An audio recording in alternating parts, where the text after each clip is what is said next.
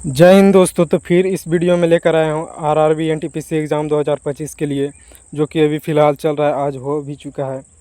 इस वीडियो में भी देखेंगे जनरल साइंस का प्रश्न जो कि हिंदी में होगा, और ये सभी पीवाई की 2019-22 का है। तो ज़रूर वीडियो देखें, और ज़रूरी नहीं कि केवल रेलवे के लिए यह महत्वपूर्ण है, यह सभी कॉम्पिटिटिव एग्ज़ाम के लिए महत्वपूर्ण है। तो जो भी आप एग्ज़ाम की तैयारी कर रहे हो, इस चैनल पर ज़रूर बने रहें और वीडियो को लास्ट तक देखें। तो चलिए शुरू करते हैं। देखिए, पहला है, मानव जाति के लिए ओजोन परत क्यों महत्वपूर्ण है। तो देखिए, इसको समझिए इस लाइन से, पराबैंगनी किरणों को रोकने के लिए एक रक्षा आवरण बनाती है। यह पराबैंगनी किरण जो कि हमें हानिकारक पहुंचा सकती है, इसलिए ओजोन परत बना महत्वपूर्ण है। अगर ओजोन परत थोड़ा थोड़ा टूटने लगेगा तो हमें मनुष्य के लिए एक कारक, यानी वह मनुष्य के लिए हानिकारक हो सकता है। अगला देखते हैं, अंतज्वर यानी टाइफाइड के लिए सामान्य उपयोग की जाने वाली औषधि कौन है। तो दोस्तों, क्लोरोमाइसिटिन टाइफाइड के लिए उपयोग की जाने वाली औषधि है, क्लोरोमाइसिटिन। अगला, गैस की लौ की सबसे गर्म हिस्से को क्या, तो उसे कहते हैं ज्योतिहीन क्षेत्र। गैस की सबसे लौ यानी सबसे गर्म हिस्सा वाला क्षेत्र, उसे नॉन लुमिनियस जोन कहा जाता है या ज्योतिहीन क्षेत्र कहा जाता है। अगला है, सोने का शुद्ध रूप कितने कैरेट का होता है। तो 24 कैरेट का जो होता है वह शुद्ध रूप होता है। आप लोग मूवी या कभी किसी आदमी के नाम से सुना होगा 24 कैरेट सोना, तो वह सबसे शुद्ध सोना होता है 24 कैरेट। अगला है, सीने बार किसका अयस्क है। तो सीने बार पारा, जिसको एच जी से डिनोट करते हैं, पारा का सीने बार अयस्क है। अगला है, शरीर के ताप का नियंत्रण किसके द्वारा होता है। तो हाइपोथैलेमस के द्वारा शरीर का तापमान का नियंत्रण होता है, हाइपोथैलेमस के द्वारा। याद रखिएगा, ये बहुत ही महत्वपूर्ण है। अगला है, लाल अस्थि मज्जा में किसका निर्माण होता है।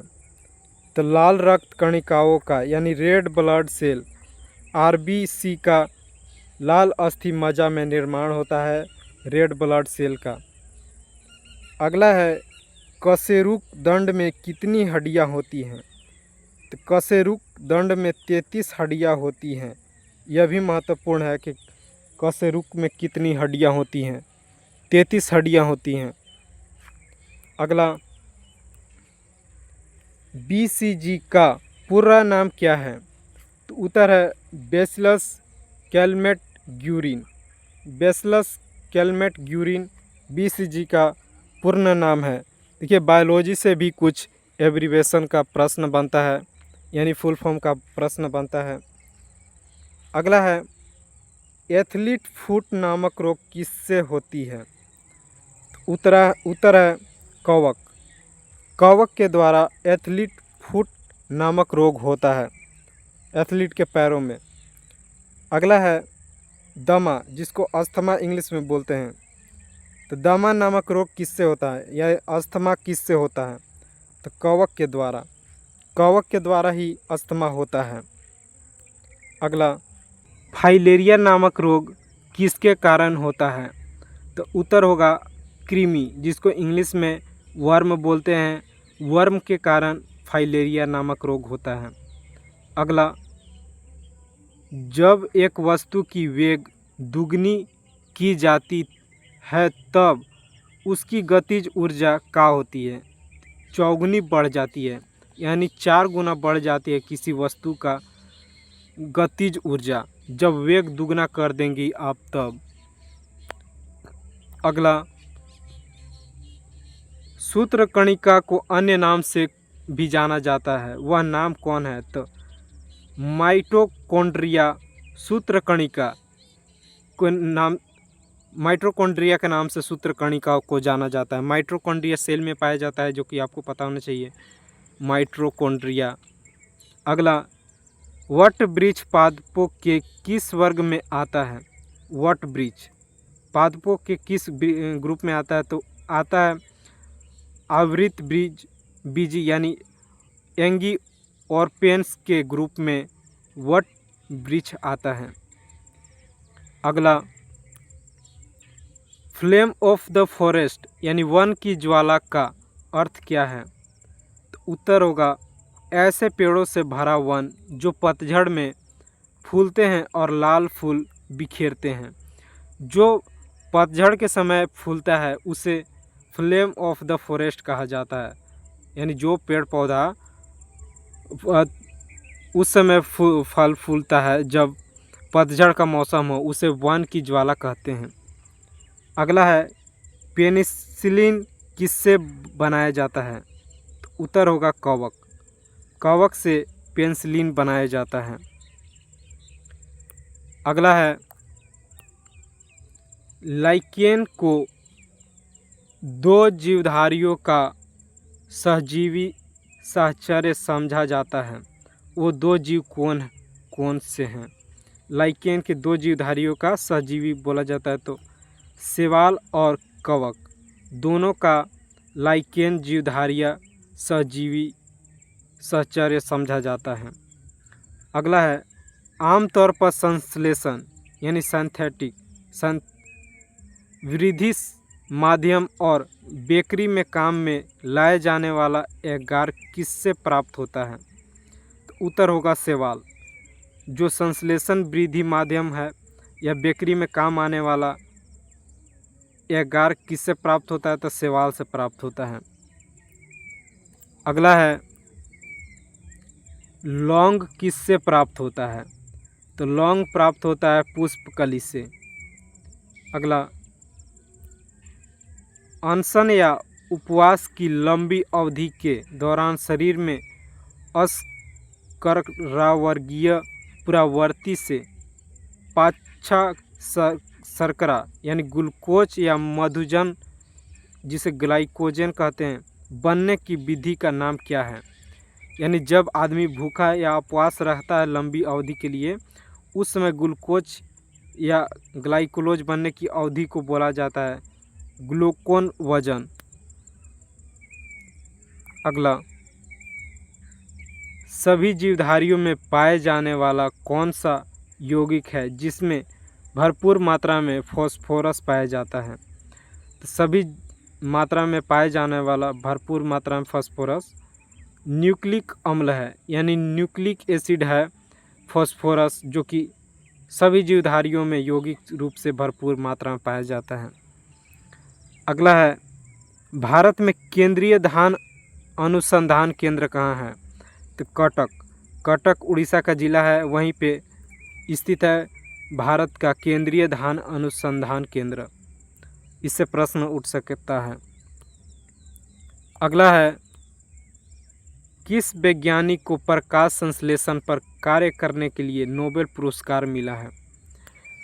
तो मेल्विन केल्विन एक ही साइंटिस्ट का नाम है जिसे प्रकाश संश्लेषण करने के लिए नोबेल पुरस्कार मिला है।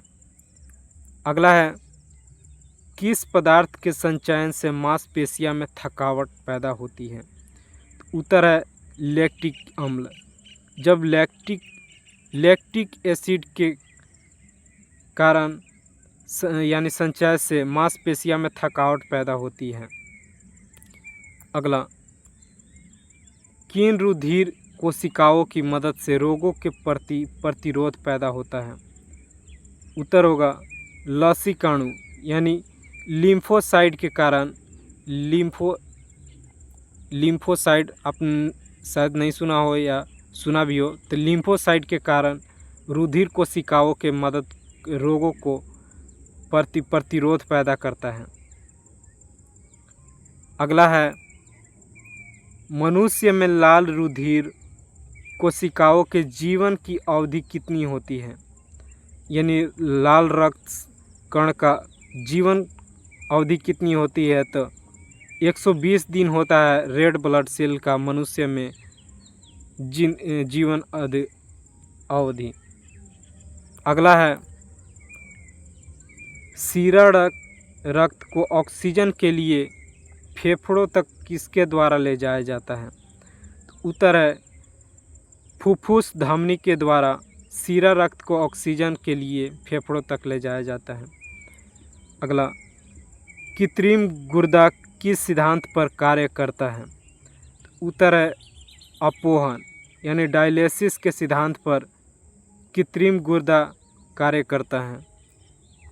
अगला है, एक व्यक्ति की आँखों का रंग काला, नीला या भूरा वर्ण, जिसे वर्ण इंग्लिश में पिगमेंट बोलते हैं, पर आधारित आश्रित या आधारित है किस में पाया जाता है? तो उत्तर है परितारिका, जिसे आइरिस भी बोलते हैं। आई के स्ट्रक्चर में आइरिस पाया जाता है, वही यानी आधार करता है जिससे आदमी का आँख काला रंग का हो या नीला रंग का हो या भूरा रंग का, उसी पर आधारित होता है, आइरिस पर। अगला, जब आँखों में धूल चली जाती है तो कौन सा हिस्सा सूजकर गुलाबी हो जाता है? तो उत्तर है नेत्र लेशमला यानी कंजनकटिवा को, ऐसा जिसमें धूल जब चली जाती है तो उस कंजक्टिवा सूजकर गुलाबी हो जाता है। अगला, बच्चे के दूध पीते समय स्तनों में दूध का निकासन किसकी मदद से होता है? तो उत्तर है ऑक्सीटोसिन के मदद से दूध का निकासन में मदद होता है जब बच्चा दूध पी रहा होता है। अगला है, निषेचन सामान्यतः कहाँ होता है? तो निषेचन सामान्यतः डिम्बवाहिनी नली, जिसको इंग्लिश में बोलता है फेलोपियन ट्यूब में किया जाता है। फेलोपियन ट्यूब आपको शायद पता हो, निषेचन सामान्य रूप से वहीं पे होता है। अगला, कृत्रिम वीर्य यानी कृत्रिम स्पर्म सेचन के उद्देश्य से वृषभ वीर्य को किस में संचित किया जाता है? तो उत्तर है द्रव्य नाइट्रोजन में संचित किया जाता है कृत्रिम वीर्य सेचन के उद्देश्य से वृषभ वीर्य को। अगला, किस पादप का पुष्प सबसे बड़ा होता है? तो उत्तर होगा रेफलेशिया पादप का पुष्प बड़ा होता है। अगला, असत्य फल मुख्य रूप से कौन कौन है? तो उत्तर है नारियल, कटहल, सेब, ये तीनों असत्य फल मुख्य रूप से हैं। अगला, किसी वृक्ष की आयु कैसे पता चलती है? तो किसी वृक्ष का वायु अगर पता करनी हो तो वलियों का गिनकर पता किया जाता है वृक्ष का आयु। अगला, जल संवर्धन यानी हाइड्रोपोनिक्स क्या है? तो उत्तर होगा बिना मिट्टी के पादप उगाना ही जल संवर्धन हाइड्रोपोनिक्स, जिसे सुना होगा हाइड्रोपोनिक्स सब्जी उगाना, केवल पानी के मदद से सब्जियां उगाई जाती है। नीचे पानी बह रहा हो, ऊपर में सब्जियां लगी हो, उससे केवल सब्जी उग रही हो, तो उसे हाइड्रोपोनिक्स कहा जाता है, बिना मिट्टी के पादप उगाना, पौधा उगाना। अगला, किसी वैज्ञानिक को आनुवांशिकी का पिता कहा जाता है, किस वैज्ञानिक को? तो उत्तर है ग्रेगर मेंडल को आनुवांशिकी का पिता कहा जाता है, ग्रेगर मेंडल को। यह 10th में भी है, 12th में भी है। अगला, किसी बच्चे का लिंग निर्धारण किससे होता है? तो उत्तर है पिता के शुक्राणु से, यानी पिता के शुक्राणु से ही पता चलता है। जब XY हो तो बॉय हो, अगर XX हो पिता का तो गर्ल होगा। यह निर्धारित करता है पिता के शुक्राणु बच्चे का लिंग का। अगला, मनुष्य में गुणसूत्रों की संख्या कितनी होती है? तो उत्तर होगा 46। यानी 23 का पेयर में होता है। और टोटल गुणसूत्र की संख्या पूछेगा तो मनुष्य में 46 होता है। अगला, जो लोग मक्का को मुख्य अनाज की तरह आहार में लेते हैं उनमें किस विटामिन की कमी की संभावना रहती है? तो उत्तर होगा विटामिन बी। यानी जो लोग केवल मक्का ही मुख्य अनाज के रूप में, जैसे कोई चावल दिन भर डेली का खाना है तो किसी का मक्का होगा तो उसमें विटामिन का कमी होता है अगर कोई डेली केवल मक्का ही खा रहा होगा तो। यह केवल संभावना है। अगला, किसी सदिश का परिमाण कभी भी नहीं हो सकता है। तो ऋणात्मक रूप से किसी सदिश का परिमाण कभी नहीं हो सकता। अगला, कपास रेशा किससे प्राप्त होता है? तो कपास रेशा बीजों से प्राप्त होता है।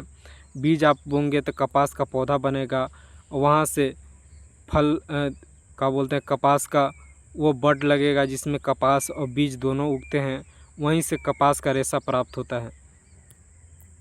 अगला है, ताजे निकले मूत्र में कोई खास गंध नहीं आती, लेकिन कुछ समय बाद उससे अमोनिया जैसी तेजी गंध आने लगती है, क्यों? तो उत्तर होगा क्योंकि जीवाणुओं द्वारा यूरिया अमोनिया में बदल जाता है।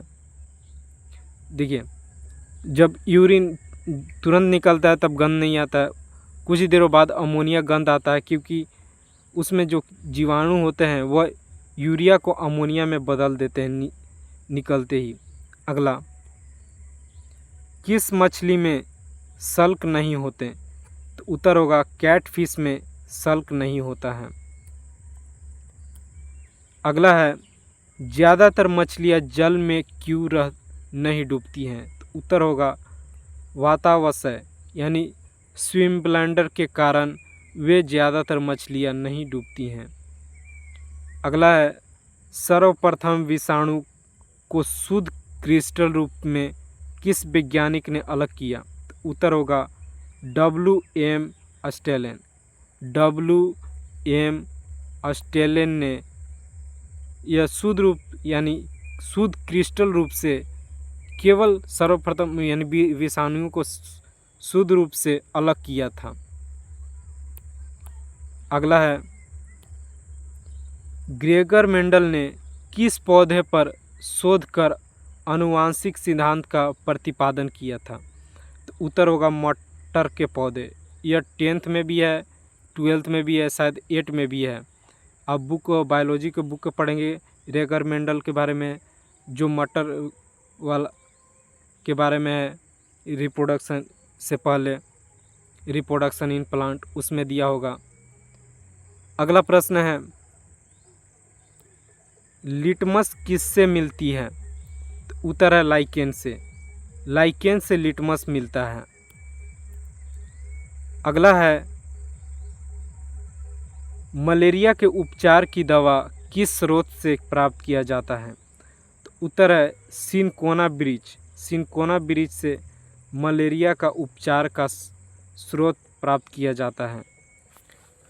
और आखिरी प्रश्न है, अफीम जो एक पादप उत्पाद है यह किससे प्राप्त होता है?